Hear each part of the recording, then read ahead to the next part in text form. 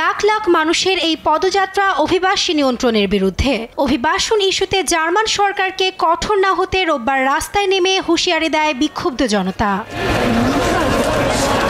যুক্তরাষ্ট্র ও ভারতের পর অভিবাসন ইস্যুতে কঠোর হওয়ার বার্তা দিচ্ছে ইউরোপের জার্মানি। তবে এর বিরুদ্ধে শুরুতেই প্রতিরোধ গড়ে তুলেছে বহু মানুষ।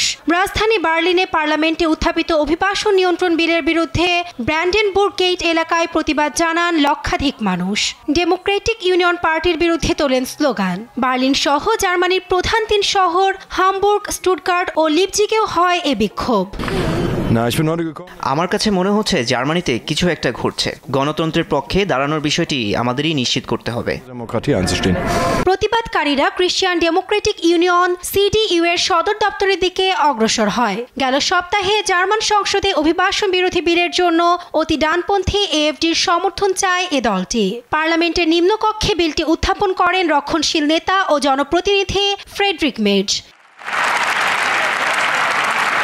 বিলের মূল বিষয়বস্তু ছিল জার্মানিতে অভিবাসী প্রবেশ লাগাম টানা, পাশাপাশি অভিবাসীরা যেন তাদের পরিবারকেও জার্মানিতে না আনতে পারে তার বিরুদ্ধে পদক্ষেপ নেওয়া। তবে নিম্নকক্ষে অভিবাসন বিলটি পাশের চেষ্টা করলে নিজ দলের ভেতরেই অনেকে এর বিরোধিতা করে। এতে বিলটি আপাতত পাশ হয়নি। এসব নিয়ে উদ্বিগ্ন আন্দোলনকারীরা। নাসরিন আক্তার, নিউজ ডেস্ক, দেশ টিভি।